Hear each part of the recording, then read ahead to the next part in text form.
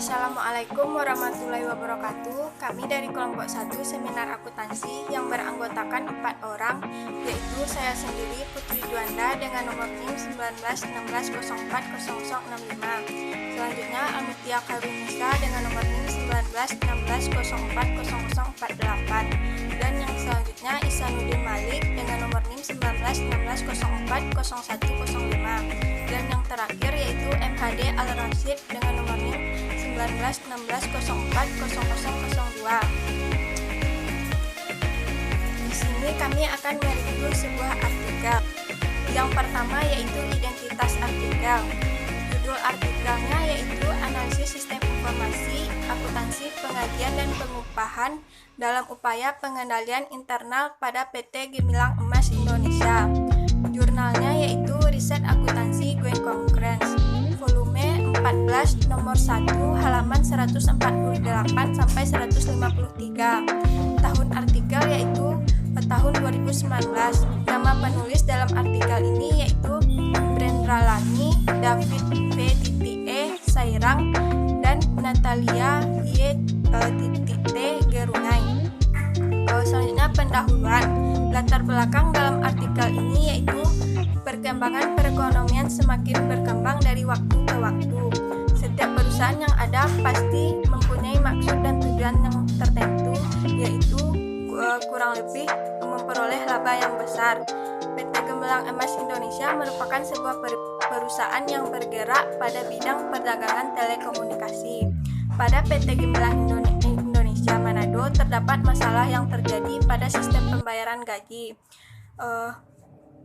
Perumusan masalah dalam artikel ini yaitu apa permasalahan sistem informasi akuntansi pengajian dan pengupahan dalam upaya pengendalian pada PT Gemilang Emas Indonesia.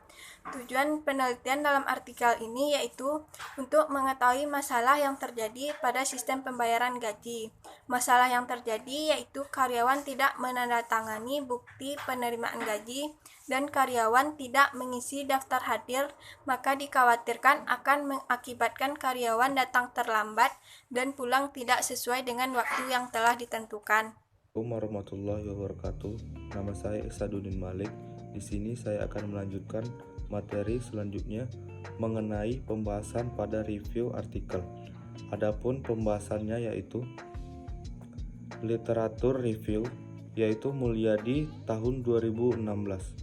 Sistem Informasi Akuntansi, Sajawerni dan Wiratna tahun 2015. Penelitian terdahulu, metode penelitian, data primer, metode analisis data. Pada penelitian ini adalah analisis deskriptif.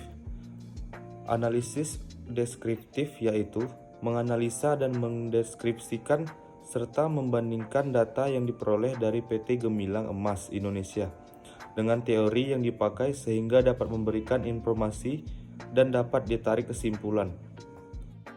Baiklah, saya Muhammad Al-Rasyid NIM 1916040002 akan melanjutkan materi selanjutnya mengenai pembahasan pada review artikel. Adapun pembahasannya satu fungsi terkait.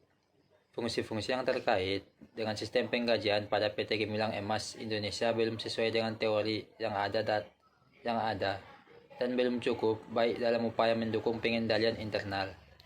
Hal ini dapat dilihat dari tidak adanya fungsi pencatatan waktu hadir karyawan dan fungsi pembuatan daftar gaji karyawan. Yang kedua, dokumen-dokumen yang digunakan.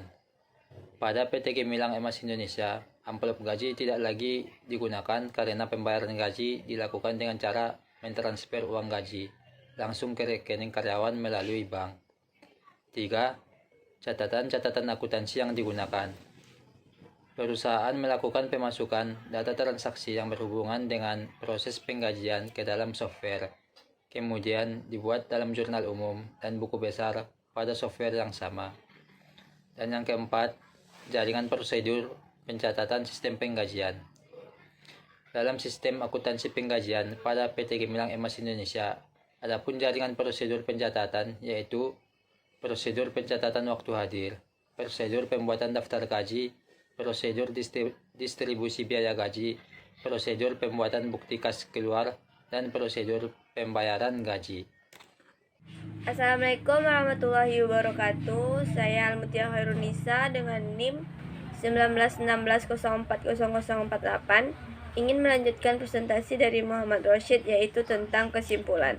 Berdasarkan hasil penelitian dan pembahasan, maka penelitian menarik kesimpulan bahwa sistem akuntansi penggajian pada PT Gemilang Emas Indonesia belum sepenuhnya mendukung dalam upaya pengendalian internal. Hal ini dapat dilihat dari masih adanya kekurangan dalam pemisahan dan pembagian tugas dalam struktur organisasi dan praktik yang sehat. Selanjutnya tentang kelebihan penelitian.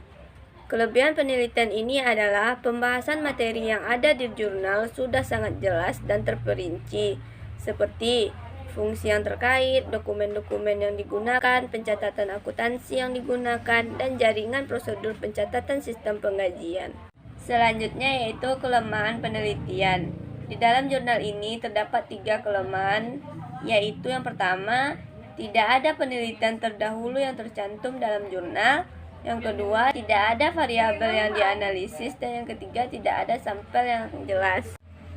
Selanjutnya, rekomendasi dari kelompok 1 yaitu, menurut kami, sebaiknya penelitian selanjutnya dicantumkan penelitian terlebih dahulu di dalam jurnal. Kemudian, variabel yang dianalisis serta sampel yang jelas. Mungkin sekian presentasi dari kelompok kami, kurang lebihnya. Assalamualaikum warahmatullahi wabarakatuh.